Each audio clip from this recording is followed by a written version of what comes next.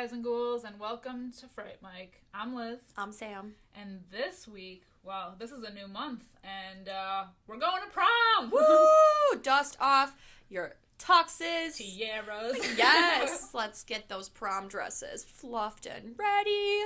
Is anyone going to prom this year? That's depressing. Oh. They didn't go wait, last year. no. Sorry. But it's fine. You can join us for our virtual prom. Yes, the prom from hell. This month is our new theme, a killer night to remember.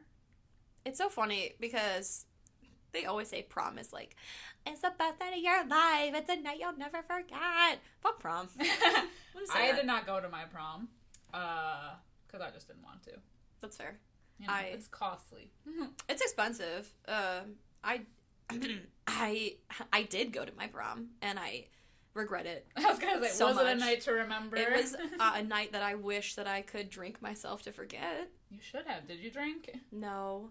It was really sad because I asked a boy that I really, really, really liked to prom. Like, I gathered the courage, and I asked him to prom, and he said yes. And then a few days later, he said that his family was going on vacation to Colorado, and he couldn't go. And I sound like such a loser, but I'm fairly certain, like, I did not see him at prom. Like, I do believe that he did not go. Like, he was out of town. So I ended up going by myself with a group, and I ended up basically just sitting at the table by myself because everybody was, like, coupled off. Aww. And I cried. And then I went home by myself, and I ate tacos, and I didn't go on, like, a trip or anything. It was just, like, fucking awful. It was really sad. And all that money spent. I know. I hope he's listening right now. Fuck you. I know. No, I still love you. From afar. This is fucking depressing. But it was cool. Like, my prom, since we live in the Chicago area, my prom was at the Natural History Museum, or the Field Museum. Dope. Yeah. So it was really pretty. It's definitely pretty, but I wish that I wish it wasn't depressing. Yeah. You wish it was a night to remember. I do. I wish it was. Well, I think that there's a stigma around prom because it's like it's kind of like the reminiscent of senior year, like the end of, less responsibility. Yeah. And then when you go off to college, you're like, I guess I have to be like, on my own. I have to, like, feed myself. Right. Like, I'm responsible for me. Yeah. And it's like the last year that you're essentially, like, a young adult. Yeah. Yeah. Maybe and it's that's like, what it is. I don't know. Well, and it's like the last, like, big hurrah with your friends. Like, I mean, I did really like the group that I went with. Like, I did have great friends in my group, but, like, they all just kind of, like, went off and did their own thing, and it was just, like, it sucks. And you never see a lot of them again. Right. Yeah. So, like, I don't know. But it is just, like, crazy to me that people do put such a high importance on prom. And, like, every movie that you see, it's like, this is the best night of our lives. Oh, my God. Like, it's really fucking not. No. It's one night. And, like, all these movies make it seem like it's such a big deal. Especially when we get to the Prom Night remake. Are you fucking kidding me? Oh, I know. We got thoughts. Are you fucking kidding me? But, like, it is. You just, like, you show up and you expect it to be, like, this movie situation. And then it's, like, the museum was nice. Like, they do, depending on your school, like, sometimes they do have it in nice locations. But they're never as nice as the movie. Prom King and Queen is made to be the biggest deal in these movies.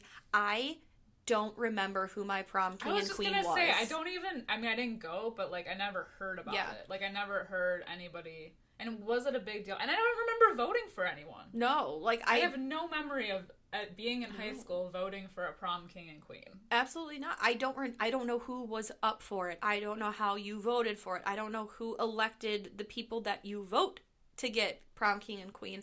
I just remember that at one point during the prom, which I didn't get food at, by the way. I don't understand how. But, like, I just remember at one point I went to get punch and somebody was like, oh, they announced the king and queen already. And I was like, oh, they did?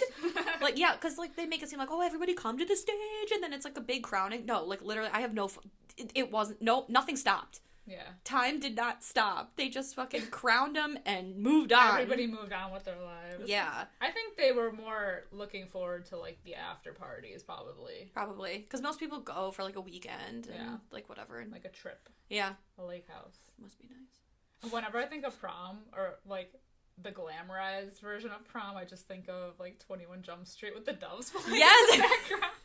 Slow motion pulling up in the Yes. limousine. My prom was like 21 Jump Street too, but I was the guy that got his dick shot off.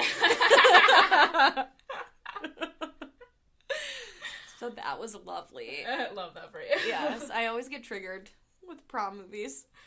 Well, So that should be fun. The first prom movie we're going to be talking about, we do have a Fright Fight this week, so we're talking about the 1980 Prom Night with Jamie Lee Curtis, and the 2008 Prom Night remake With Brittany Brittany Snow. a lesser known final girl. Yeah. A lesser known scream queen. Yeah, I think this is the only horror movie she's been in. She's in Would You Rather. Oh, that's right. Yes. Okay. Because I also was like, wait a minute. No. She's, yeah. Yeah, but she was like really young in this, I think. I don't know. I don't remember when Would You Rather came out. I don't either. She seemed like she was really young in this. Yeah. I mean, it was 08. Yeah. I don't think she's that much older than us. True. All right. So first up, we're going to be talking about Prom Night from 1980, directed by Paul Lynch, which currently has a 5.4 out of 10 on IMDb. It has a 50% on Rotten Tomatoes. So Very middle of the road. It's legit middle of the road. Ew. The audience is split. This movie. This came after Halloween, so Yeah. Jamie Lee Curtis was already like a name. Yeah. Well, I guess they were having a hard time financing this movie until Jamie Lee Curtis signed her name to it, and then people were like, yes, do it. Absolutely. And I feel bad because supposedly, like, they had another girl, like, cast and ready to go to play the main, what's her name, Kim? Yeah. To play Kim. And then Jamie Lee Curtis expressed interest in being in this movie, and they basically were like, get out of the way, hag! Bye, bitch. Yeah, move over. So, love that for her.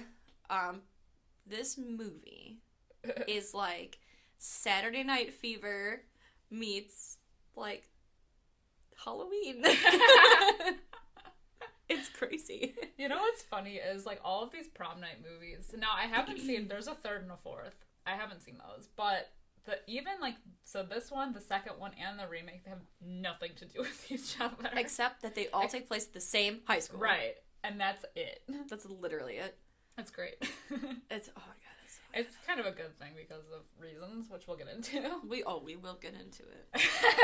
I have thoughts and You're feelings. putting your boxing gloves on. Yes. I've got the tea kettle ready. I've got my cup. The tea, the coffee spill is it roasting. over. Yes, the beans have been roasted. Oh my god. I feel like this is something I was going to bring up later, but I'm just going to bring it up now. How come everybody in this movie has the same haircut? I literally have a note that says, I can't tell her boyfriend and her brother apart. I literally, from scene to scene, I'm like, is that her brother or is that her boyfriend? And I don't know until they or kiss. Or is that her? Or is that her? Because they all have the same haircut. They It's like do. that bowl, like curly. Mm-hmm. Yeah, I think, like, Kelly has bangs. Yeah. She's the only one that differentiates from the norm. That's it. It's fucking crazy. It's amazing. Oh god. There's so many characters in this that I had to like keep track. I don't know if I did. I'm gonna be honest, I don't know. I watched this movie for the first time ever because I saw the remake when it came out in the theater, and it was so bad that I left. So I didn't finish it in the theater. But then I was like, well, I should watch the original Prom Night, because I have the time now. And it was really boring. And then when we were doing this for the podcast, I was like, oh god, I gotta watch it again. But all over again. But I felt that way about The Burning, and then the second time that I watched The Burning, it was fucking fantastic. Oscar worthy. Yeah, I mean, the performance. Sarah George. I'll never forget. You getting cropped? Never forget Cropsy. So I was hoping that this movie would be different second go round. No. No, for those of you that can't see, I am shaking my head. Aggressively. Aggressively. So, let's get into it, shall we? Let's break it down. So we've got Kim. She has twin siblings, Alex and Robin. They come across 4 kids playing a game in an abandoned building. Kim's like, oh, I forgot my shit at school. Bye. And Alex is like, bye. He like, just walks off. Yeah, he just leaves. So then Robin's like, well, I want to play. What basically happens is, like, these 4 little assholes are playing some weird, like, hide-and-seek game, but it's, like, all about, like, a killer. The killer is coming. These kids are creepy. Yeah. It's like the Children of the Corn. Yeah.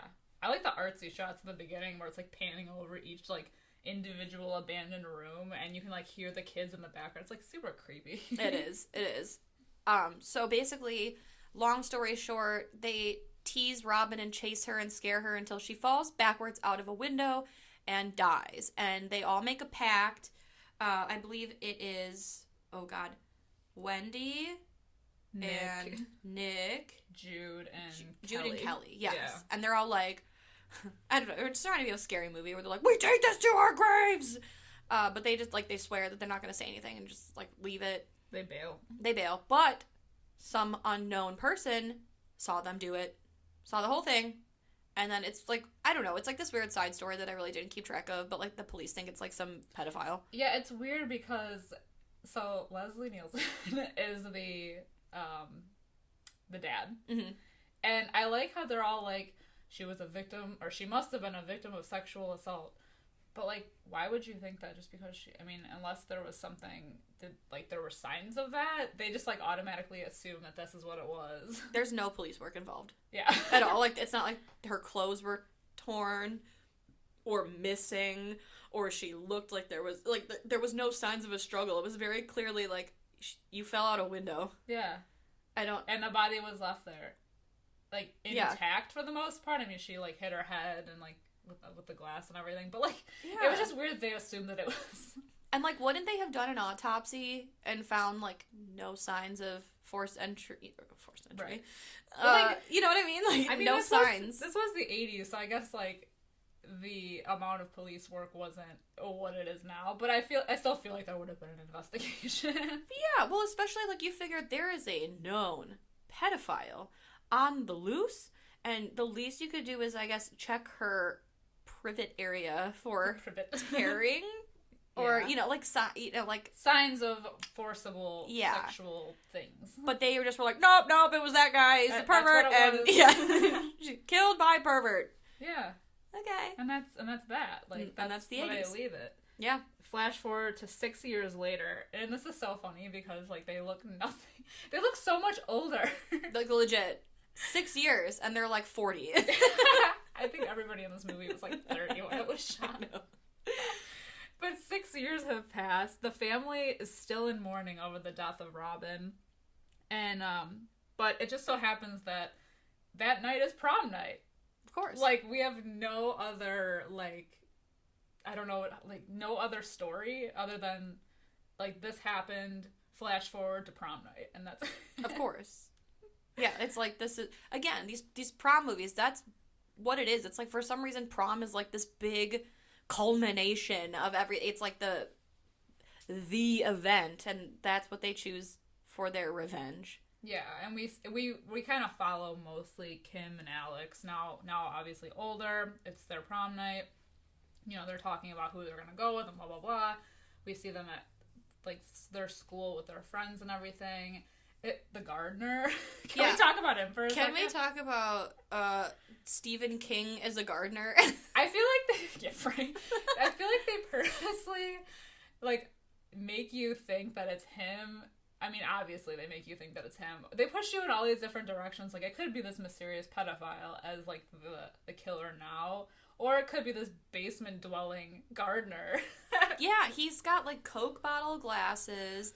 He's definitely, like, I don't know, he looks like Stephen King as, like, Geordie from Creepshow. Like, he's just, like, a gardener, and, like, even Kim is like, ugh, he's always staring at the girls, like... And they're always running away from him. Yeah, but, like, he's gross, he's always staring at the girls, but also, like, those girls, like, moon him.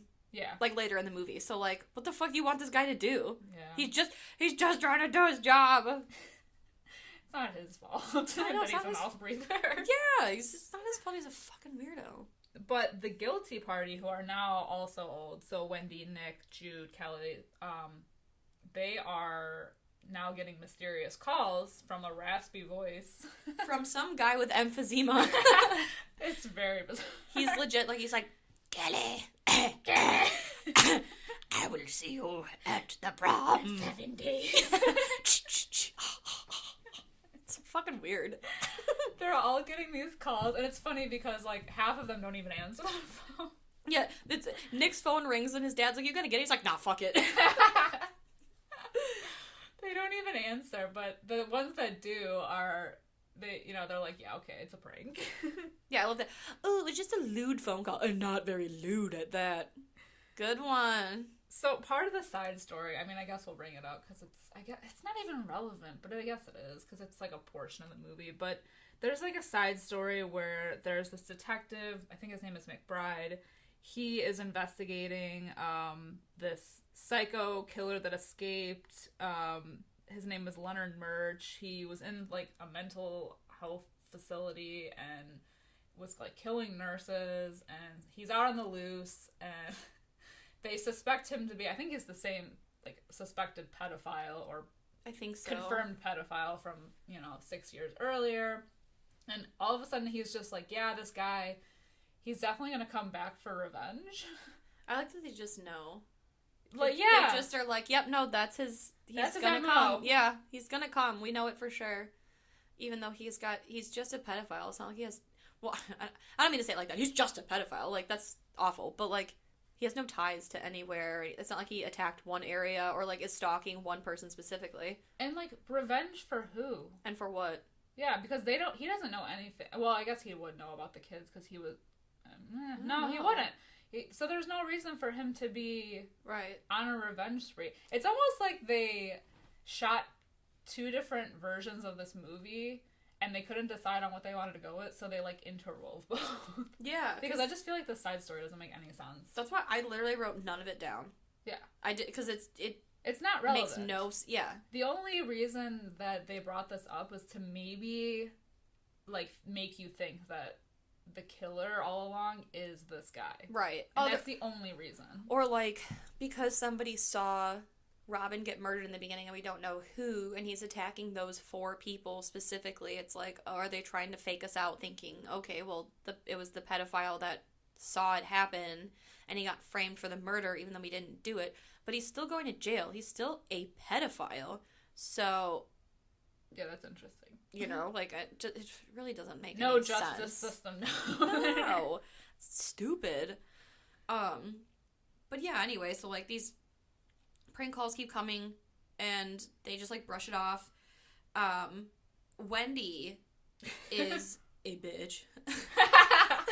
Well, Nick is now dating a grown-up Kim. Yes. So they're both grown up. Nick is dating Kim now. And he used to date Wendy. And she's just, like, not happy about that. Yeah. And she's like, she, like, confronts Kim, and she says, it's not gonna last. And Kim says, well, I'm going to prom with him. And then this line, I believe, is in all of the Prom Night movies.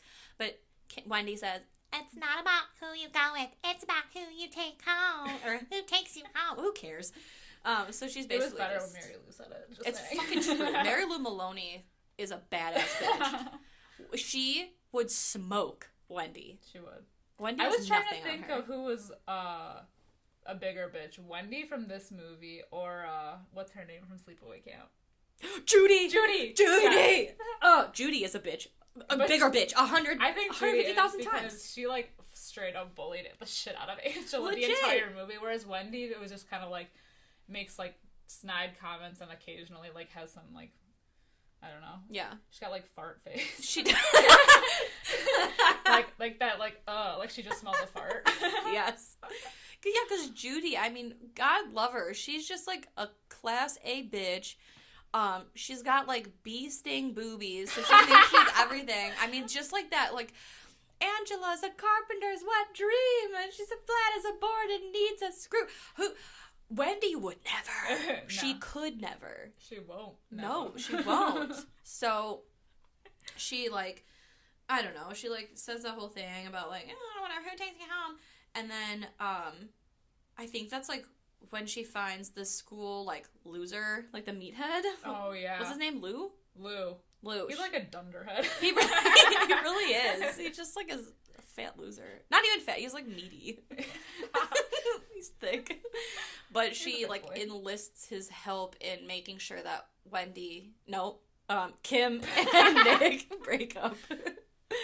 You know what's funny too is like when the killer is calling everybody, they also show like a shot of him cutting out the like the pictures of like the yearbook photos, which is a major clue as to who it could be, because why would this random guy that escaped an asylum or whatever, why would he have their yearbook? Absolutely. It's like that really narrows it down to someone that would have access to the yearbook. That. Yeah. Which I didn't like really think about the first time I saw this movie, but I'm like, wait a minute. Yeah, hold on. It was like the Leo meme where he's pointing at the screen. Yeah. That's a clue! It's like fucking Scooby-Doo. Yeah. Oh my god. So, there's that like random fight in the lunchroom between like Lou and... He's the one that's like... He's like hitting on Kim and just super creepy and weird. And then Nick like... They tussle because Nick likes to defend... Or not Nick. Alex. He likes they to look defend the same. Yeah, it doesn't matter. They're interchangeable. There's just like a lot, but it's funny because in addition to being their father, Leslie Nielsen is also the principal of the school. Principal. And he like has to, I guess, like kind of punish his son, but not really. He really doesn't. He's like, if you think I'm gonna take it easy on Alex because he's my son, by God, you're right. And then he suspends Lou, but does not suspend Nick. Right. Wait. Alex. Same guy. Same guy. Are you following me here? It's the same Jesus Christ.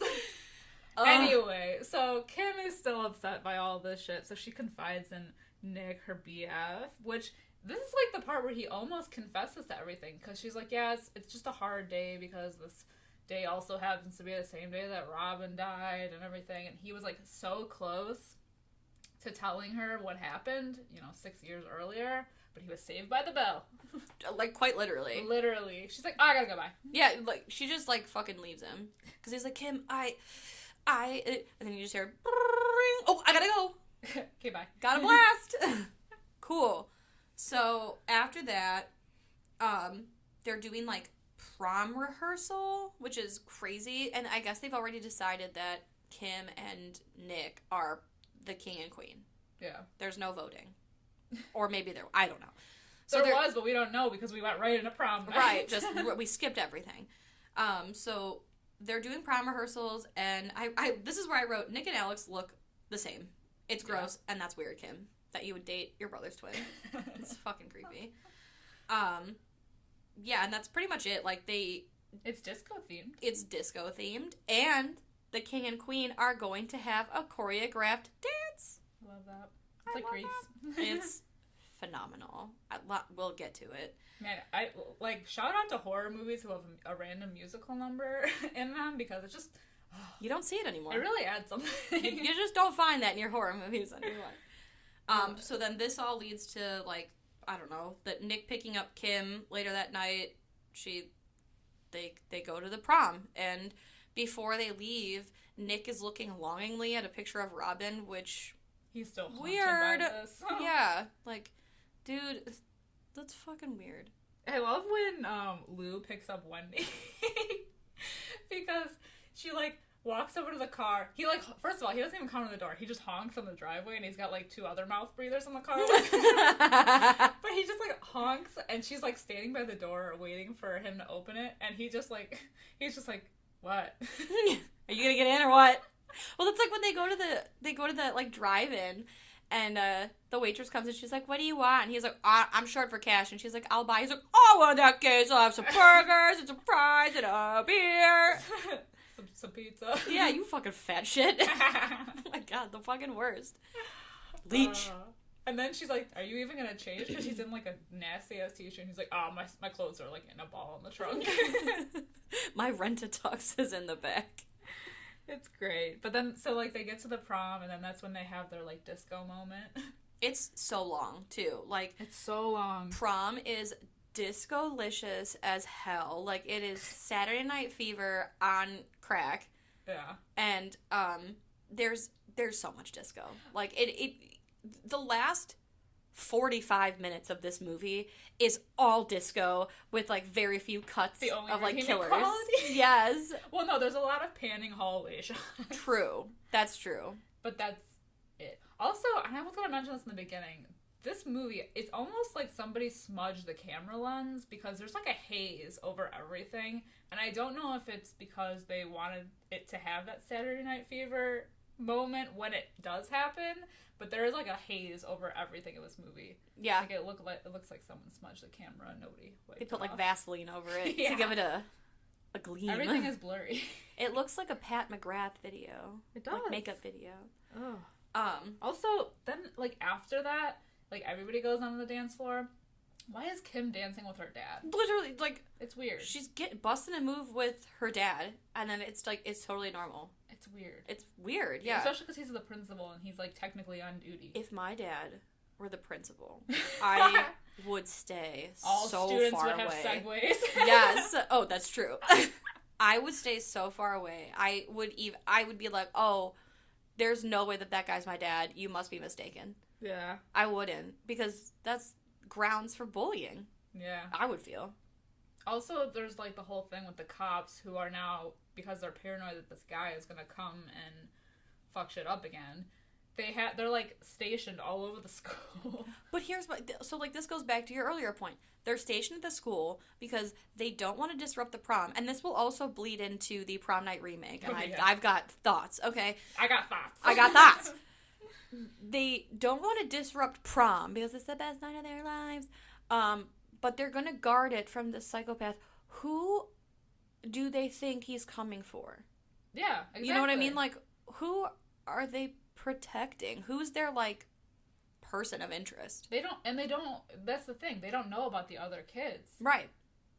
So it's, like, doesn't make any sense that he's there. Right. Who the fuck are they protecting? No, it makes no sense. That's what I'm saying. That has to be, like, two cuts of this movie, and they decided to mash them together, because it doesn't make any sense. Right. Like, is there a piece of this that's missing? Maybe. You know? Maybe, like, in reshoots, they took a chunk out or something. Yeah. It just doesn't make any sense. No. It's dumb. Ugh. So, anyway, it cuts to, like, the Kim and Nick choreographed dance, and everyone watches, and it is the longest scene. It's, like, 6 minutes of just, like, straight disco dancing. And it's awful. But now we start getting more kills because I think it's Kelly and Drew that, like, sneak off to the locker room, and they're, like, making out and everything, and things are getting heated, and then Kelly's like, nah. And Drew is basically calling her a prude, and he leaves her there, and we get that, the throat slicing kill. Yes. With what's her name? The glass shard. Yeah, the glass shard with Kelly. Yeah. Oh, yeah, so I think we forgot to mention. Earlier in the movie, there's a mirror shattering scene, and one of the shards is missing. Yeah, and the sad yearbook pictures are, like, taped up in their locker, like, all of the kids' lockers.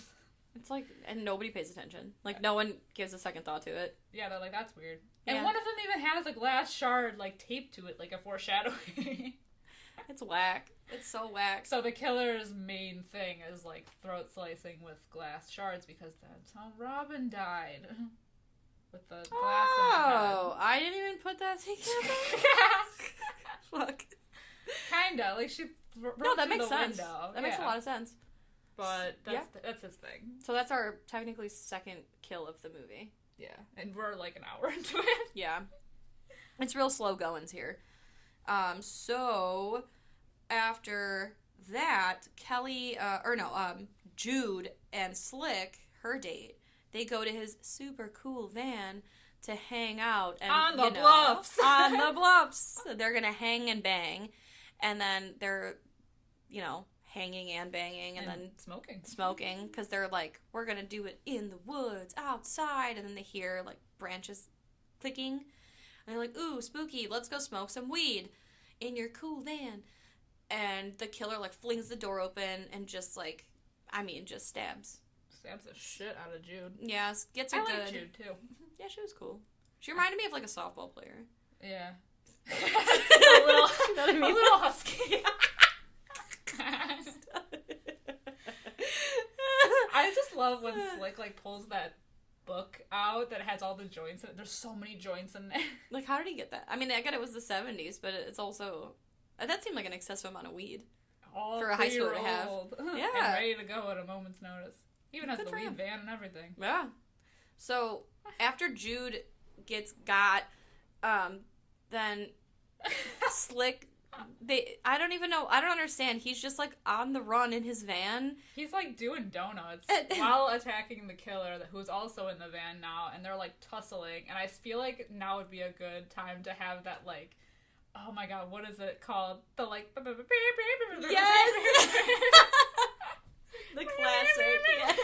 Because it's, like, a really long shot of the car spinning out. And them fighting in the front seat. It's like some Dukes of Hazzard shit. Literally.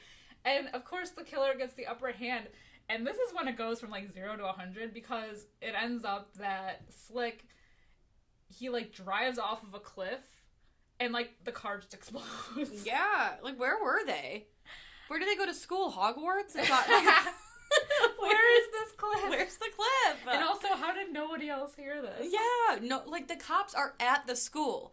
If they left prom to go get freaky, they are very close to the school. No one heard an explosion. No one saw the fire. No one saw the mushroom cloud. The mushroom cloud of fire. Like, or the smoke that would be happening after. Yeah. It's so weird. That's what I'm saying. Where did they go? Like, it's the edge of the world? Oh my god. It's amazing. Yes. Truly Where are they? amazing. Fucking King's Landing? I don't understand. On the bluffs. That's where they the were. bluffs. Absolutely. So we now cut to Wendy in the bathroom at prom, and she's applying her whatever. And this is like the longest chase scene. It's like, I think it's like 12 minutes long. Yeah, 15 that's minutes the thing long. is, a lot of these are just like so drawn out, but the killer ends up chasing her with an axe. Which is cool. All over the school. She doesn't go to where the people are, though. She goes to like the auto body shop in the school, the janitor's closet. Yeah.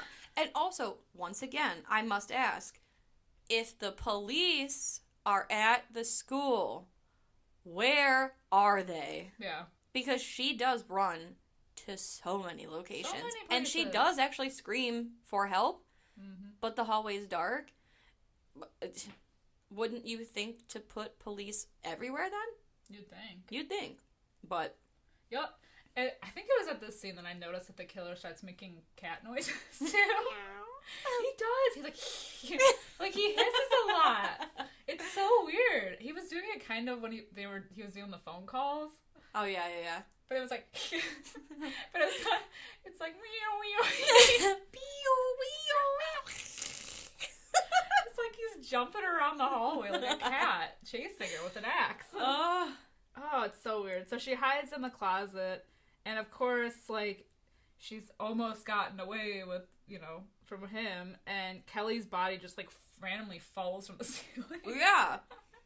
It just, like, flops out at her, and of course she's like, ah! And then the killer axes her. Mm-hmm. He gets her. He gets her good. Oh, my God. Which she deserved. If anyone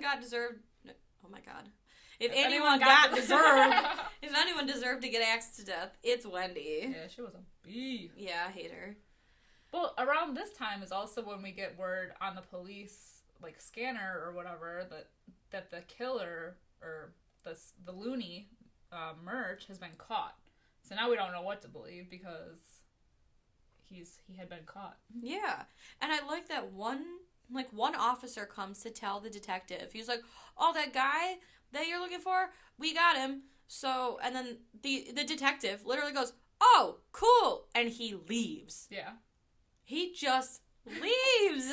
He's like, I can enjoy the rest of my evening now. Yeah. I'm like, what were you even here for? You've done nothing. He just stood on the near the dance floor. He watched all these high school girls literally boogie on down to Saturday Night Fever. Also. Meanwhile, people are dying. Yeah. Like, there's a car wreck. There's murders abound. There's a killer hissing with an axe. Like, there's a lot of shit going on. And he's just like, punch is good. My job is done. Yeah, and so he just leaves. I mean, he's really, really good at his job. I'm glad he came to work today. I'm glad for him. We also see Mr. Sykes, the gardener, and he's drunk, but he's getting taken away. I don't know. I didn't pay attention, but they're like not taking him seriously because he did see the killer when he was chasing Wendy. But they don't listen to him because he's drunk. Right. So they're like, yeah, he's just a crazy old pervert gardener man. Take him away. Yeah, I mean, I'm not even gonna say it again. This police work. Wow. It's criminal. It's So Kim and Nick, they go backstage. They are waiting to go on stage to be crowned, which is interesting because I thought they were supposed to do that choreographed dance afterwards. You would think. Yeah. Because it doesn't make any sense. We got that super early on. And then it's funny. Everybody else know? They must have known. They must have. That's so weird. Whatever. Yeah. It's a strange. Yeah. So they get separated for whatever reason. And Nick, he gets beaten up by Lou's cronies. And they take the crown, and then Lou wears it. And then the killer, who is after Nick, he just looks and sees a curly-headed man. Because we've all seen him the whole time. Yes. With a crown Couldn't on. fool me. So he cuts his head off with an axe. Straight up just decapitates. Yeah. And the head goes rolling onto the stage, and everyone is, freaking out now, so it causes a huge panic, and the killer, gets electrocuted. I will say it's a cool shot, though, because it's, it rolls up the runway, and they have all those, blinky lights, and it just, looks like a good time. Yeah. And because of the Vaseline smeared on the lens, it's just, everything is, blurry, yes. but, colorful, and just, yeah. It gives a playful feel to the decapitation. Oh, my God. So then, after everyone, is freaking out, the killer comes to, realizes, oh my God, I killed the wrong curly-headed guy. And Kim, she finds Nick. They go to run away. I feel like everything, happens super fast now. So, they're trying to get away. But the killer blocks their exit. Of course. So then, the killer and the curly-headed Nick, now they're fighting. And the axe, gets tossed. So then Kim, she gets a clear shot. And she, beats him with the blunt end of it. Yeah, right in the head. Yeah, which hurts him, but then he he looks at her yeah. And she realizes that's his face. That's his masked face. Is we can't see it, yes. But we know because then she looks him dead in the eyes, and she realizes who it actually is. The biggest bombshell of the movie. And it also was heartbreaking to me. Oh, it is sad. It's okay, sad. So she realizes who he is. He runs off and, runs outside of the school, and all the cops are, I guess they're outside now, and they, draw their guns on him, and Kim is like, no, don't shoot him! It was, the killer was Alex all along, her brother. So sad, because he wanted revenge for Robin. And he was the mysterious figure in the beginning of the movie who saw the kids run off, and after tossing, what's-her-face through the window? Yeah. Robin. And that's literally how it ends. He dies in Kim's arms, and then it's just, sad disco. Sad it's disco?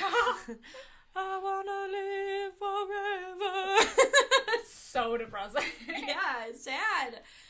It wasn't I mean, I guess I wasn't alive when it came out, so it's gonna feel different to me. But I just different. Yeah, I just thought it was sad. It was.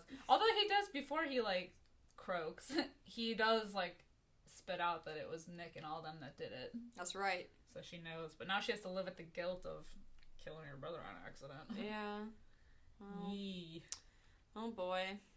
So that's Prom Night, 1980. What would you rate this movie if you were to rate it? If I had to rate it on a podcast for ratings, I would give it. Oh, I didn't write it down. I would give it a 1 out of 5. 1 out of 5? Yeah, I'm sorry.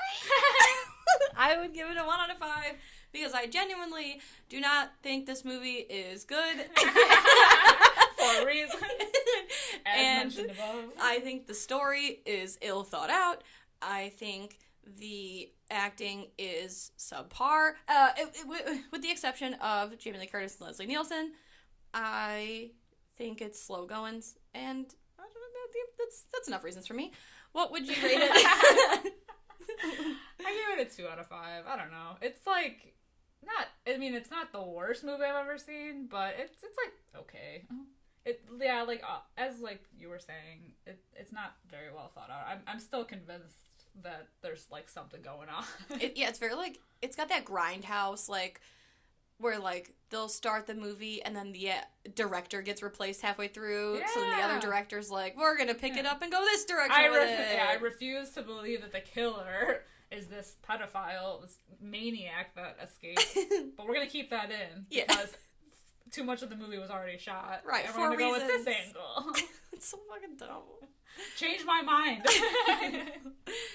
So that's Prom Night 1980. I cannot wait to talk about its counterpart? Follow-up? Remake.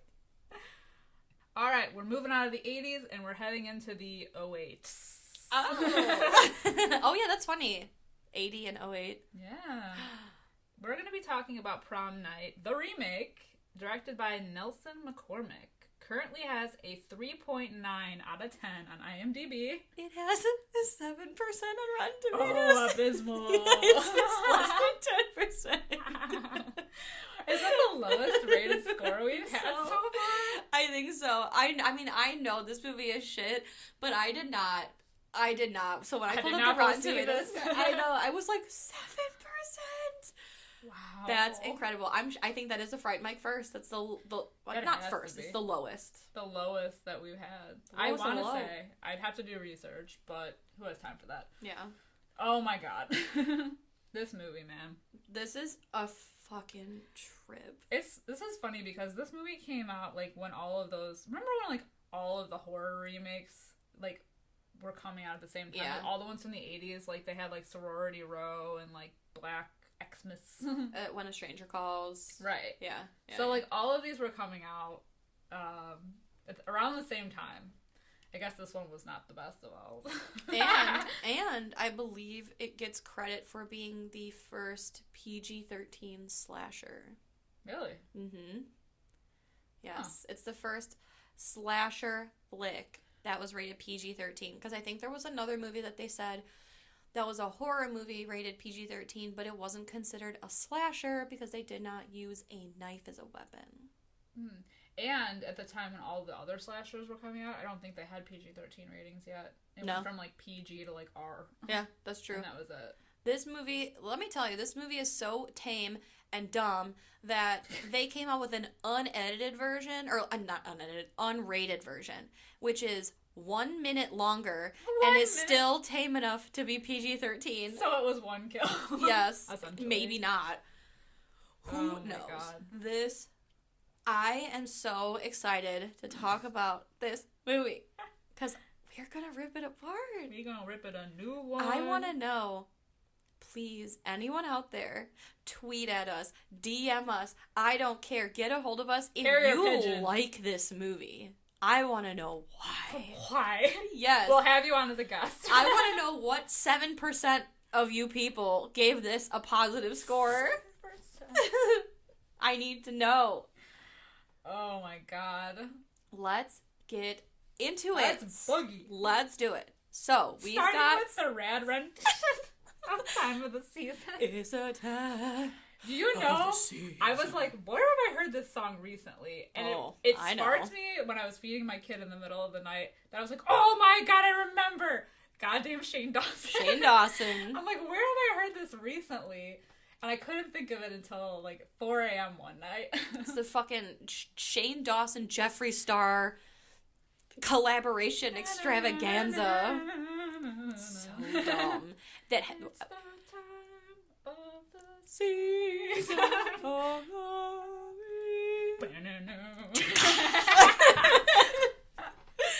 Thank you. We're still Thursday. I'm ready for a record deal. Oh my god. That's what it opens on. I will say the font, because you know how I love a good I do love the font. The font is cool. The font is the coolest part of this movie. That's the only good part. Yeah, it's the only good part. This, 5-minute opening sequence of Time of the Season. And the ending credit song, Paralyzed by Rock Hill's Kid, I do like. I do fuck with. I did used to listen to them. Anyway, so we've got Donna. she is hanging out with her friend Lisa and their mom. She gets dropped off at home. Everything seems normal, I guess. Like, her dad's dead on the couch, but she doesn't know that. She don't notice. She don't know. Her brother also dead. And then she hears, like, you know, noises. And she hides under the bed where her mom is... Like, she gets attacked. Yeah, she gets thrown onto the floor, and this guy's like, "Where is she? I know you know where she is, blah, blah, blah." And they make these, like, sad eyes, like, at each other before the mom dies. And then you hear, like, the police. And so then Donna goes running out of the house, and she's like, "Help!" And the killer, whose name is Richard Fenton, who is, like, her old science teacher, he, like, is there with her, and then it's, like, all a dream. She's like, explaining to her counselor that, like, the dreams, they're back, and they stopped for a while, and now they're back. And this, like, this fucking movie. So, like, the lady, she's like, "Well, it's time of transition. I don't have to tell you why. You're a senior, you're going to college, and you're getting ready for the biggest night of your life. A night you'll never forget. Prom. What does your dress look like? Oh my god, girl. It's what the fuck? Who cares?" This is like another one. It's similar to the 80s movie that we just are at prom nights only. Yeah, it's all prom. There's like no other, like, explanation or story. We just jump into, like, she comes home, finds her family dead. She has this obsessive teacher that, you know, stalked her or whatever, and then it's prom night. There's no other thing. There's no in between. There's no in between. We don't know anything about her other than this. Also, the exposition shot or scene of her talking to the psychiatrist, and that's it. That's it. I will just preface this really quick. I forgot to mention, this movie has a fascination, an obsession with a love affair with shots of closets. Yes. And I did, just for you, keep a tally oh god of when and how many and where these closet shots took place. We get one 3 minutes and 20 seconds into the movie. When Donna comes home. That is our first closet shot of the movie. Out of 7.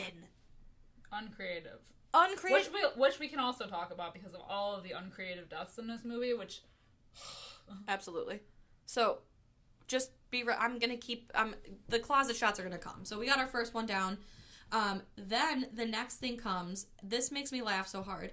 So we've got Donna, Claire, and Lisa. They're BFFs. They're all getting their hair done for prom. They're all having, like, the dialogue in this movie is so, like, it's like somebody wrote a script based on how they think that teenage girls talk. Oh my god, I was just gonna say that. Yeah, like it's an alien. And it's so, like, fed to them and fed out. Like, there's no... Oh my god, it's like they might as well have the script in front of them. Yeah, like...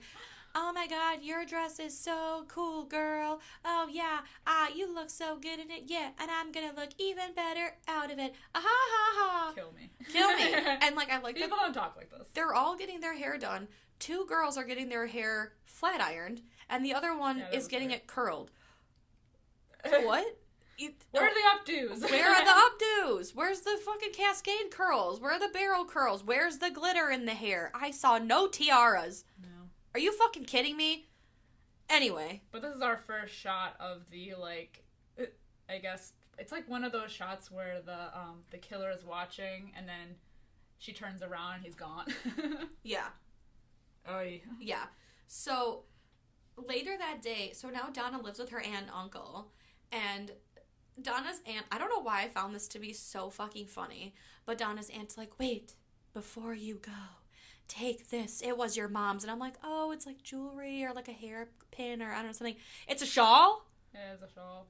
Of all the things, it's a shawl? She has no jewelry, no special anything. It's a shawl.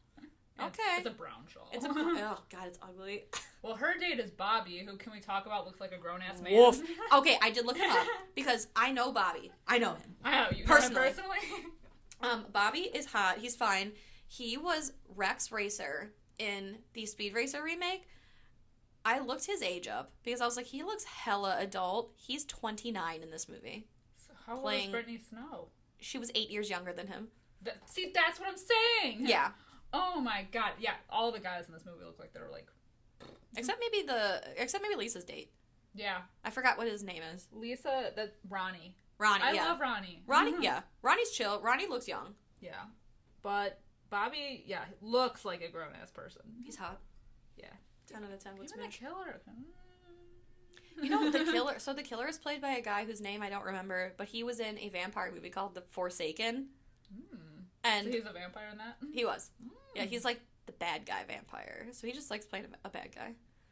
But, yeah, I mean, I do agree. Like, even the killer is like, you know, meow. You're fine. Yeah, he ain't too bad. So Donna and Bobby head out. They go in the limo and meet up with all their friends, and it's like one of those like cringy ass. It's like an MTV music video. Yeah. Of them all in the limo taking pictures, blah blah blah. I do love how there's like they show like other people heading to prom in various vehicles, and there's like that couple in the back of a pickup truck. Yeah. Like, could you even imagine like spending like a lot of money on a prom dress and like your hair and makeup, and then your boyfriend picks you up and they're like, hop on in the back of my pickup truck. Get in here, you swine. Okay. I love that. I don't think this is going to take us hours to get through this movie because I have so much to say. Like, just the cringy, again, like the dialogue of like, oh my god, this is going to be the best night of our lives. Oh my god. Did you hear, like, who's like the girl that they're like competing with against prom queen, like the one, like the bitch, quote unquote. I don't remember. I forgot her name, but they're like, oh my god, and she spent $100,000 over budget on her dad had to write a check. Oh my god, that is so not because even when accurate. When they get to the prom, it's at a hotel, a plaza, not even a hotel. It's a plaza. So it's a rich people hotel. Yeah, and there's a red carpet. There's like people off to the side taking pictures like it's the Oscars. Screaming fans. There's like barricades, photographers. Man, I didn't go to my prom, but it was at a country club. Yeah. I'm not even shitting you. It was at a local country club. Where the fuck are they getting off having a prom at a plaza? And that's the thing, like, so when they show, like, all these kids, like, on their way to prom, you'll see on the side of the road, too, there's, like, people holding up signs. And so I was like, yeah, seniors! Who are you? Who are you? Who the fuck are you? Like, no one cares. Nobody fucking cares. This is not the goddamn Oscars. They're not celebrities. Also, the fact that it is at a hotel. Who thought of that? You're just asking for premarital sex to go down. Exactly. But also, as a rule, so this movie is bullshit because so many levels. They do not rent to prom goers. So, like, because the prom is there, they wouldn't rent those rooms to the prom goers. So, they like, don't? they How don't. do they end up staying there? So, like, well, that's because it's a movie. But, like, in real life, they don't do that. Oh, yeah. I thought you meant, like, that it happened in the movie. No, like, they do not rent to prom goers, so the fact that... yeah. But, like, also... But, like, why would their parents be okay with, my kid's gonna stay in a hotel? Like, what? No. And, like, can we even talk about... So the fact that, like, okay, it's at a hotel. There's... Like, the hotel is functional. There is absolutely zero security. Yeah. And there's, like, young children. Like, I guess I don't know what I'm expecting other than the, like, if I were a guest of that hotel, I would be livid that there were these, like, little fucking prom assholes everywhere. Especially a fancy hotel. Yeah. Because you're asking for kids to get, like, drunk and throw up everywhere. Yeah. Shenanigans, you know? And there's, like, no teachers. No. I think they only show, like, 2 teachers. Yeah, and then the one teacher, so, like, that's... So they, like, show up to the prom, and then there's more cringy dialogue where they're like, oh, my God, your dress is, it's a lot. Oh, my God, but yours is simple. It's just like you. It's, like, the most, like, pitiful prom disses. And then the one teacher is like, oh, my God, Lisa, no, I think you look beautiful. And then as they walk away, in front of Donna, who was stalked and almost killed by a teacher, fucking, what's her name, Claire? She's like, oh, my God, she's in love with you. Read the room. Yeah. Insensitive. Too soon. You're insensitive. You fucking bitch. Goddamn bitch. Yes. I feel like, what the fuck, man? That's not a joke. Meanwhile, what the fuck is Idris Elba doing in this goddamn movie? He's in a different movie. I'm convinced this is a cop. he's 100% in a different movie. This is a CSI episode over here. Because we flash to a police station. The head detective is Idris Elba. What the hell is he doing in this movie? I don't know. He's too good for this movie. He is too good for this movie. But he gets a call from one of his people that this teacher, like, he broke out of jail? Yeah, they call. The guy, Richard Fenton, broke out of jail 3 days ago. 3 days ago. And they're just telling them now. And that's when we get our, like, kind of more of a backstory about the whole thing, about his, like, true obsession with Donna. And he got fired, and then there was, like, the restraining order that happened, and he was sending her, like, creepy-ass love letters. I like when they show the shot of him, like, I think it's when the police, like, bust in on him, like, the flashback, and he's got, like, scrapbooks. Yeah. Like, doodles. personal drawings, yeah. And doodles of, like, him and Donna. It's weird. It's so weird. And then, like, it's just so funny because he's, like, Idris Elba, like, God love him. Thank God this movie didn't ruin his career, because he takes this so seriously. He's, what? Why was I not informed about this sooner? Click. Oh, we gotta go to the prom. We gotta make sure she's safe. We're going to the prom. I just want to point out, the police work in this movie might be even more responsible than the almost zero police work in Prom 1980, or Prom Night 1980, because they decide, oh, we have to go, and we have to warn Donna and her family. Oh, but it's prom night. It's the biggest, bestest night of her life. We're not gonna do anything because we don't want to ruin this for her. So we're just gonna chill. And watch from afar. Excuse me? Do you know how irresponsible that is? Yeah. Because you're not only putting Donna in danger by not securing her before he can get to her, but you're putting everyone else's life in danger because he's killed people to get to her. Yeah. Are you fucking kidding me? For prom. All in the name of prom. It's ridiculous. It's ridiculous. And not only that, when they do show up, there's like 2 cops. It's like Idris Elba and that the nerd. Smarmy guy, that worm-looking guy. He looks like Richard Scary. Yeah.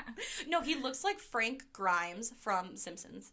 Yes. That's what he looks like. Yeah, he does. Mm-hmm. Oh my god. Oh god. Yes. It's so true. But back at prom, it's like, I can't even, there's so many spotlights. Yeah. And there's so many dance montages. It's a lot. It's a lot of dancing. Yeah. There's just, like, so much. It's, like, so much filler. Yeah. And, like, confetti comes down at one point, and there's, like, a whole-ass DJ, and it's, like, the, like, bitchy girl. She's like, I wanted it to feel like an LA club. Yeah, okay. This is a prom that would never happen. No.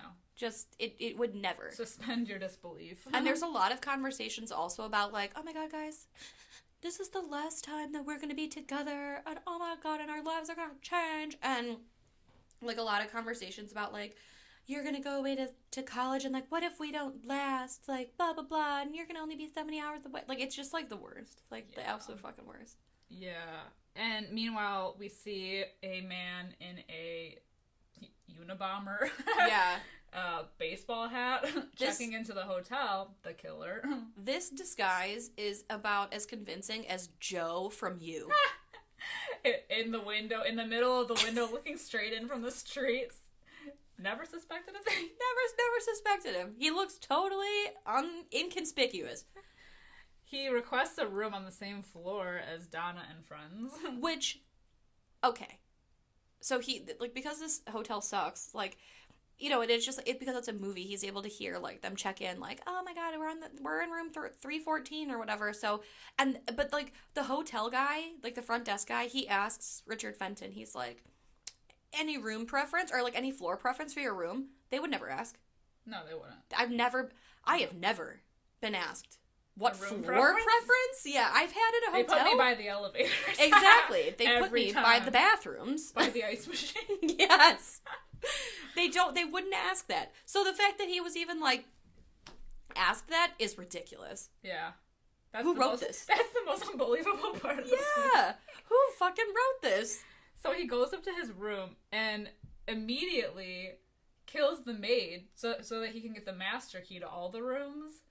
Like, yeah. Oh man, he's thought of everything. Everything just happens.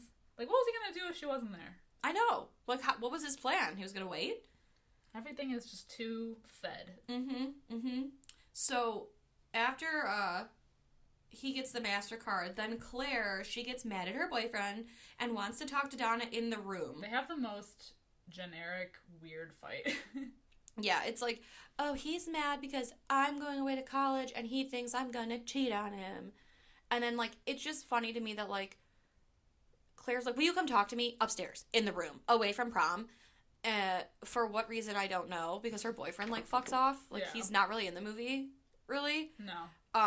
But it's all because it leads us to not only closet shot number 2, when Donna goes into the fucking hotel. I don't know why I'm so obsessed with this, but, like, this movie, it's a lot of interior closets. Like, this guy has a love affair with closets. The closets are his Donna, okay? Claire goes up, and she looks in the closet. I don't know why Claire would be in the closet, but she looks in there. She calls for Claire, then opens the closet again for closet shot number 3. And then Claire finally arrives, and they literally have, like, a 2-minute conversation. Yeah. Where we find out, she's like, he's mad at me because he thinks I'm going to go away to college to screw guys. And Donna's like, that's sad. And then she's like, well, I'm going to go. Excuse me? Are you fucking serious? Why you gotta keep sneaking up? We also didn't mention that their suite is, like, hella nice. Oh, yeah. Yeah, no, they don't get a hotel room. They get a suite. Who's paying for this? I don't know. It has, like, 50 rooms. It's huge. 50 closets. Yes. It's huge. So they would never. I don't know whose parents paid for this, but it's ridiculous. So Donna leaves. Yeah, she leaves, and then we get closet shot number 4. When Claire opens the closet, they just have an obsession with, we see the hangers. There's nothing on the hangers. Nothing. But they keep opening this closet, and then, she's ultimately spooked and killed by Richard Fenton. Yeah, but and this is my problem. This is my problem with the uncreative kills, because it's like a cutaway shot every time. I know they had to keep this movie PG-13. Why, I don't know. But it's so unsatisfying. It really is. It's a generic stab shot. We don't even need to see it. And also, whenever they show the bodies in this movie, because he's got this, like, twerpy little, like, curved blade, like, pocket knife, essentially. That's his big murder weapon, is, like, a pocket knife. Yeah. But it's got, like, a curve to it, like a claw. So he stabs all of his victims, but every time you see their bodies, there's no stab, like... There's no blood. There's no blood. They're just dead. I wonder what the maximum amount of blood is to get an R rating. I don't know. This movie had 0. Yeah, might as well have been PG. Right. And I think it's funny, like, right after he kills Claire, that he goes on their, like, digital camera and is, like, deleting the pictures of Donna and Bobby. Yeah. He's really upset by this. I mean, we see, like, a single man here. That's true. It's especially all the times that he watches them on the dance floor, like, dancing together. Yeah, and, like, that's the other thing, too, is, like, the lack of security, just, like, outside of the prom in general, by any sort of authority figure whatsoever. There's this, like, creepy man skulking around. And in a baseball hat. Yeah, and, like, why wouldn't, if they knew that Donna was at prom, why didn't anyone call the hotel and alert them, like, hey, he escaped 3 days ago. There's a good chance he's probably there or on his way. Can you guys just, like, keep that shit on lock as best you can so the police arrive? Mm-hmm. But they don't. Because even when he does ask the hotel front desk guy if he's seen him, like, that's so late in the movie, and then he's like, should I be worried? He's like, nah. Yeah, yes, no, you should. You should. Idris Elba, what are you doing? You're just being irresponsible. He's snapping his cop suspenders. Of course, but it's all in the name of Donna having a good prom. God damn you, Donna. You're the worst. You're a fucking bitch. All of your friends died for you. Literally, for no fucking reason. Oh my god. She's the victim and we still hate her. Yeah. Which, oh my god, she's the fucking worst. I can't. So, yeah, and then also at the same time, he's asking the hotel guy about all the exits, which really doesn't come into play ever. And then Donna and Bobby, back with them, they have that typical, like, I'm gonna go to college with you in the fall. No, I would never be able to forgive myself if you threw away the scholarship. No, but I love you. What if we don't survive? And he's like, we're not like other couples. You're gonna... Cringy dialogue. Just so cringe. Yeah. You want to die. You just want to kill yourself. Meanwhile, the killer, like, he, like, lures that, because they get word that the maid is missing. So they send this, like, other hotel worker guy to go look for her, and the killer, like, lures him over and ends up killing him, too. Which is crazy, too. Like, these people cannot be that dumb. Like, oh, yeah, I've seen Maria the maid. She's in my room, turning down my bed right now. Want to come have a look? I'd be like, no. What was the point of killing him? To steal his uniform, probably. Because that's how he X-copies. Oh. I didn't even notice. Yeah. So, like, I don't know. This movie's just ridiculous. Like, you already know. If you're listening, you already know. But, like, yeah, so he kills this other hotel worker for seemingly no reason, which that hotel worker is dumb for even falling for that to begin with. But also, I like that this hotel, they just blatantly don't give a fuck, because now this is, first of all, is Maria the only maid? Because they're only radioing for her. They're like, where is she? Justice for Maria. Is she the only one? And so, like, she goes missing, and the last place they saw her was the 3rd floor. Her cart's still there, too. Her cart's still there. Then they send up the second bozo, who also goes missing. Where, you say? On the 3rd floor. No one thinks this is suspicious? This is weird to you that 2 of your workers now have gone missing once they try to enter the 3rd floor? Yeah, right? That's... Alright, you know, you do you, I guess. Whatever. Worst hotel ever. It's seriously, like, and it's so nice, like, how is there no security? They just, like, don't give a fuck. No. It baffles me. It blows my mind. Absolutely not. So then, we've got Lisa Michael. and Ronnie, too.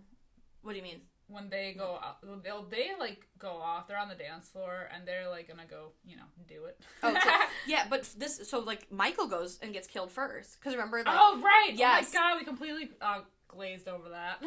So spoiler alert: Michael dies. It doesn't matter because he's the worst. He sucks. He's first of all, he's walking around with like a glass of whiskey. Yeah.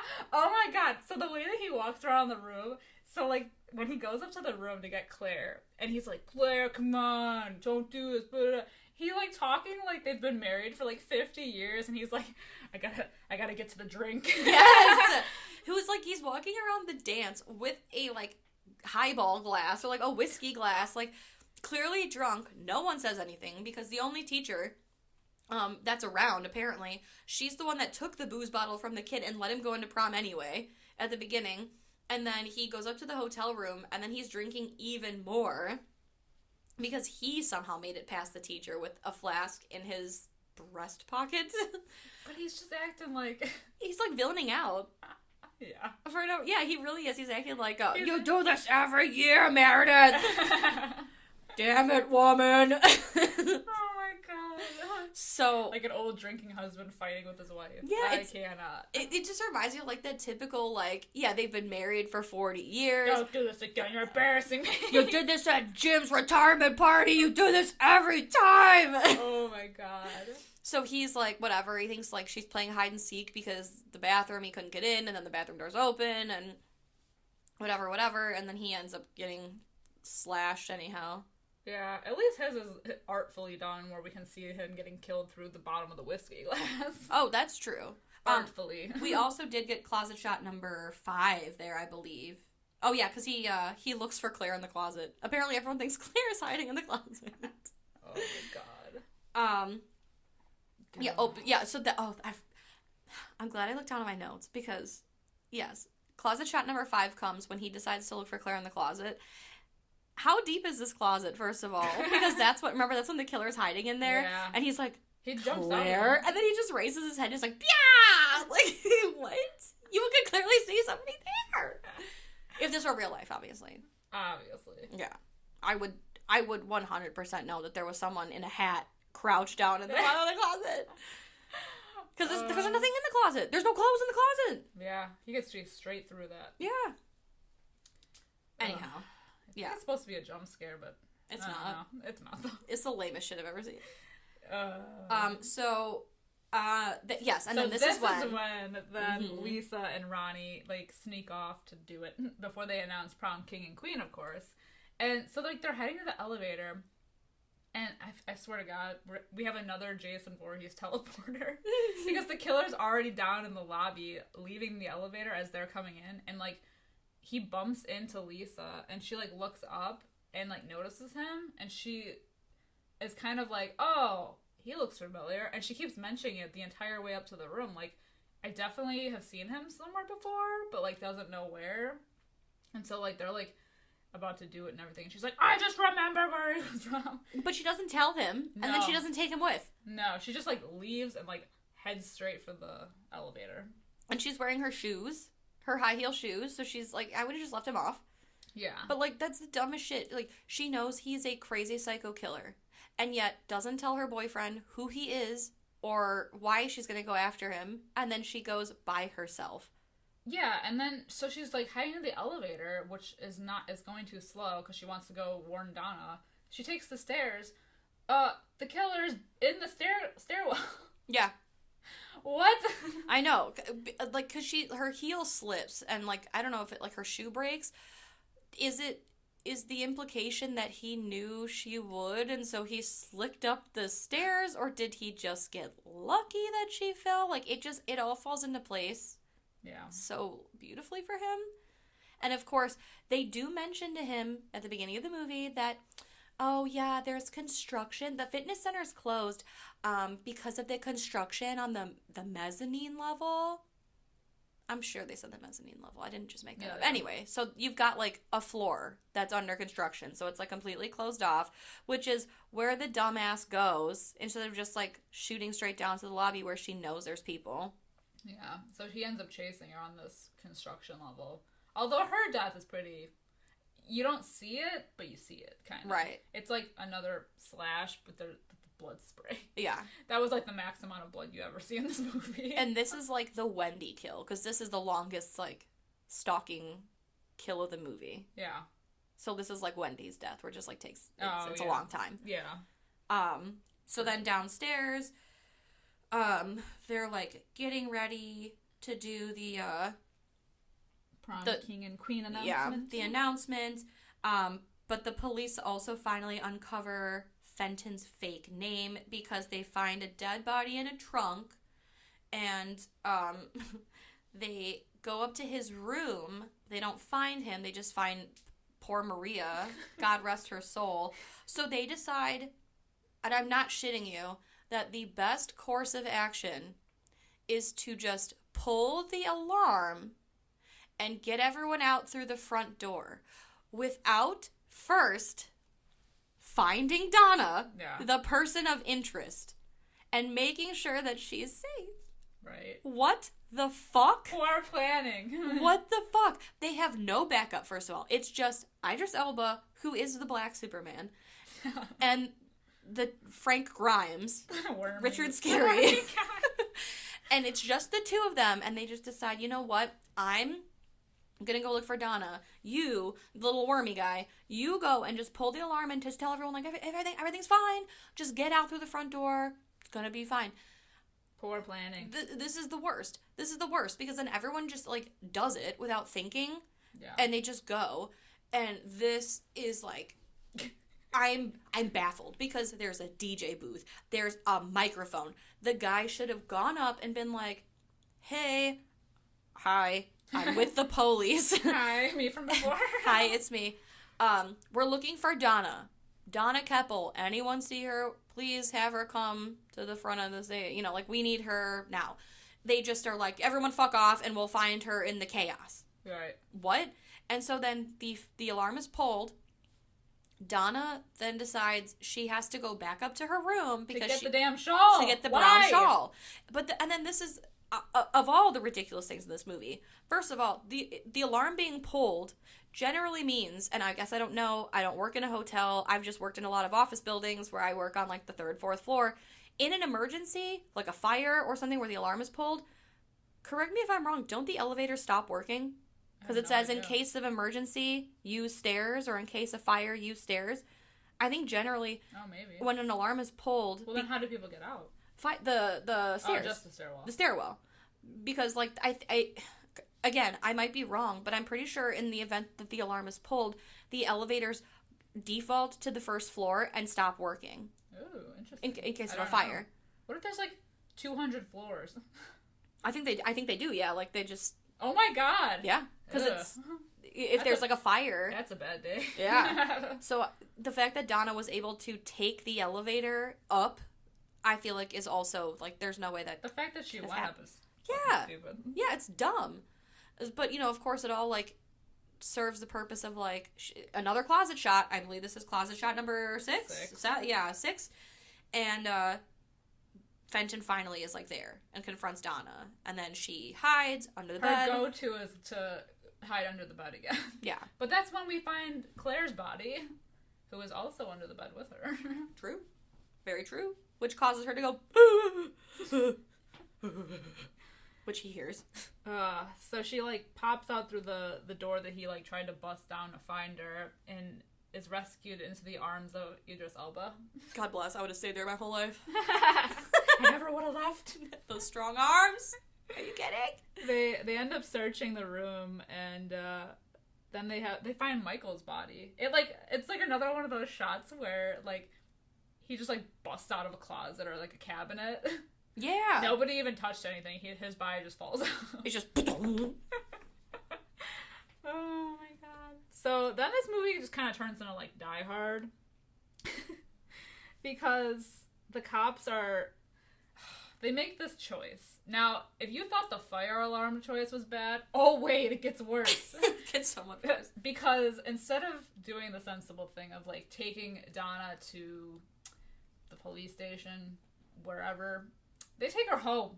Yep, her and her boyfriend. Her and her boyfriend go back to her house. And and the security detail is one fat cop and the worm guy. The worm.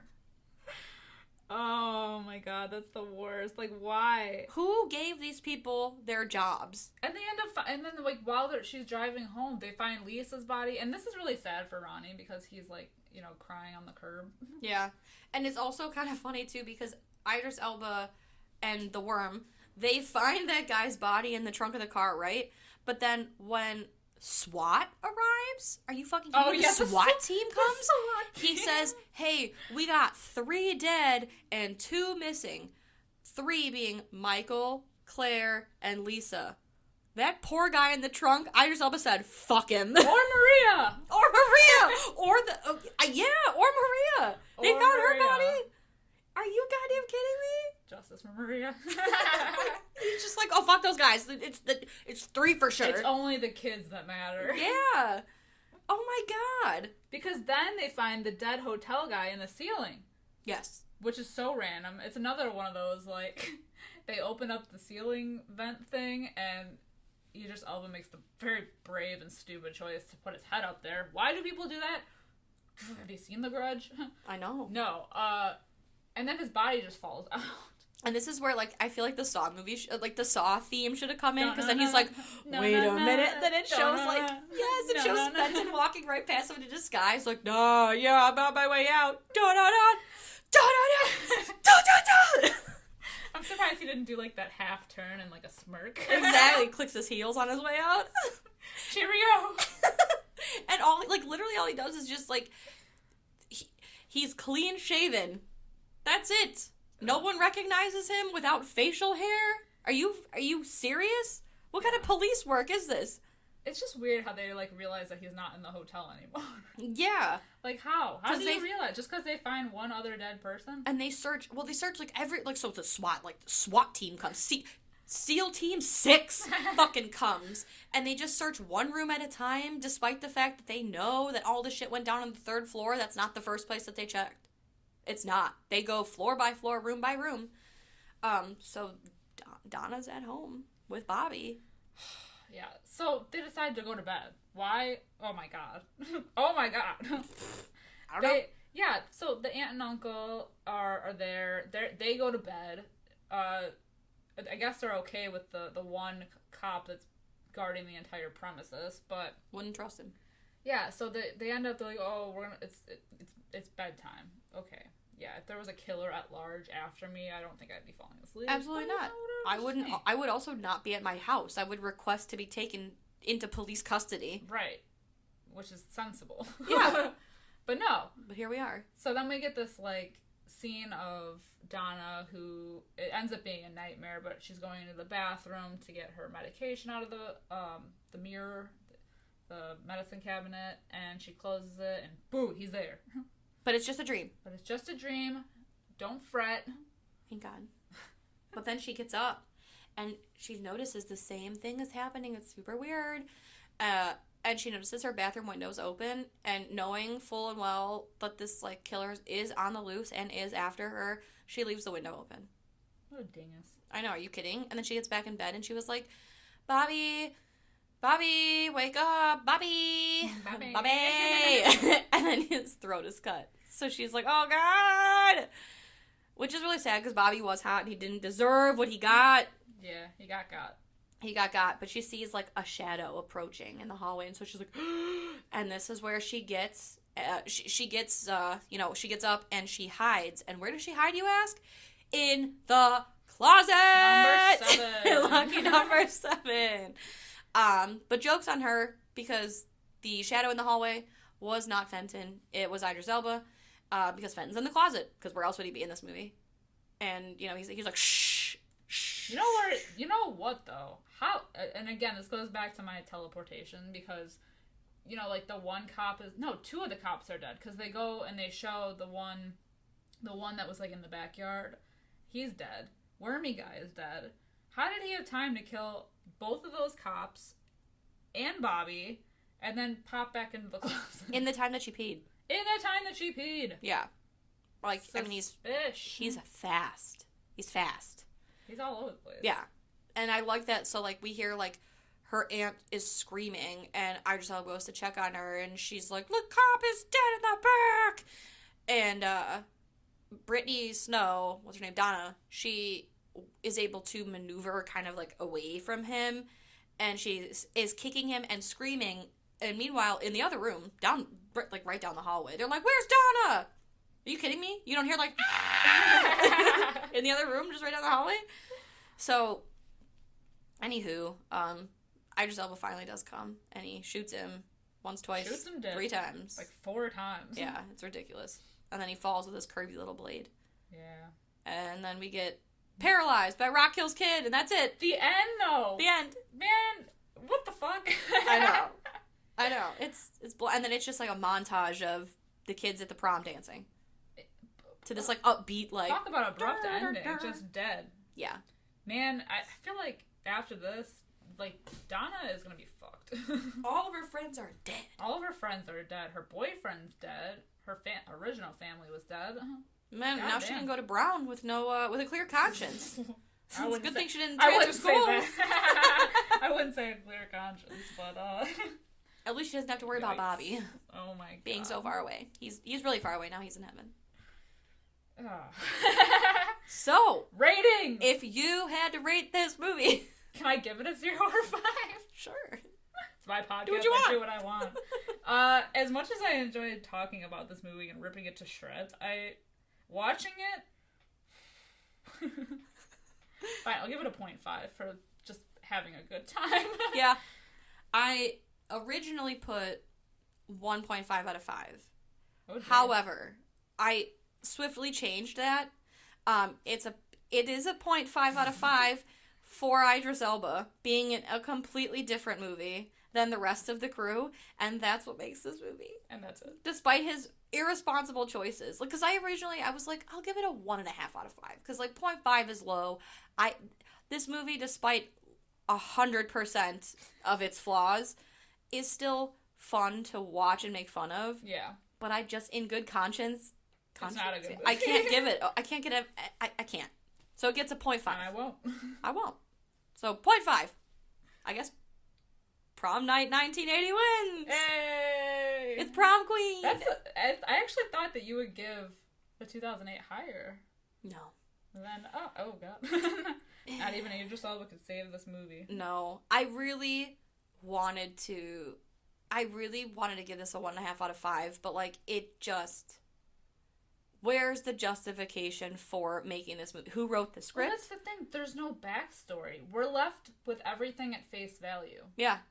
So we don't, like, it doesn't serve any purpose. Right. And, like, everything in this movie is so piss poor. Like, everything is handled wrong. Like, okay, Prom Night 1980, like, the cops were like, oh, that pedophile, yeah, he's the one that did it, but also, like, their police work was a lot, it was 1980. Yeah. You know, like, it was just a lot less, there wasn't a lot that they could do. Not like 2008. Yeah. are you fucking serious? Like they should have called the SWAT team. Yeah, I mean, come on. They called SWAT to come in after everyone's dead? Yeah. I don't That should have been your understand. first thing. Yeah. Was to call them. But, it's like, wild. The thing is that we're left with everything at face value.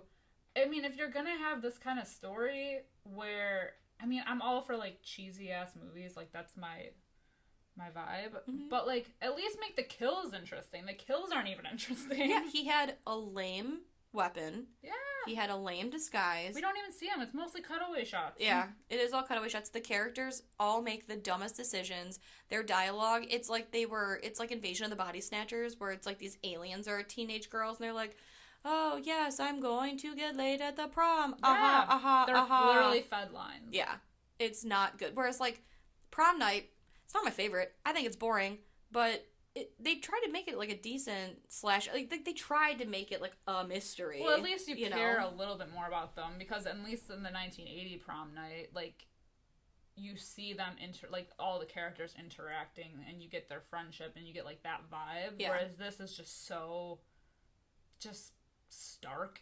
Yeah. It's really bad. It's really generic. Yeah. And, yeah, I don't know, like... And I did, like, I felt something at the end of the original Prom Night. Like, I feel bad that her brother's the killer. Like, it's sad. Right. Where this, I feel nothing except hate. I feel nothing. Like, I legit walked out of this movie in the theater because it was so bad. And when I finally sat down to watch it at home, it was just like, are you kidding me? Yeah. This is trash. Not good. No, not even 2000. Like... It's not even so bad it's good. It's just so bad. I know. Yeah. Yeah. That's where I fall. All right, guys. That's going to be it for us today. Let us know what you think about Prom Night 1980, the remake Prom Night 2008. Which do you prefer, if either? Let us know. You can comment on our Facebook, our Instagram, our Twitter. Let us know, your thoughts overall. What do you think of the killers? Were you upset at the end of the original Prom Night? Who do you think should have been crowned the prom queen? Oh, I know. We didn't even... It was Ronnie and Lisa. Oh, yeah. It was Ronnie and Lisa. Ugh. Surprise. Shocking. I know. Oh my God. They deserved it, I think. Yeah, I think so. Like Ronnie. Lisa was wearing that dress with the plunging neckline, which I was like, plunging neckline? You could get that at fucking Rave Girl. Charlotte Roos. Bitch, please. More recent. J-Lo would be laughing. Spitting. For real. Ugh. And if you enjoyed this podcast, please give us a good rating, hopefully. Yeah. A 5-star review. Why not? 5 stars. Review, wherever you can. We also do have a Patreon if you're looking for more content from us. Patreon.com/Fright Mic Podcast. Join us all month long. We're going to prom still. Yeah, keep your tiaras dusted. Keep the dresses, I don't know, get your corsage on. Flowing. Prom shit. Yay! Dust off your flasks. Yes. Our new episodes drop every Wednesday, wherever you creep for podcasts. Make sure to join us. But until next time, I'm Liz. I'm Sam. Rest in peace.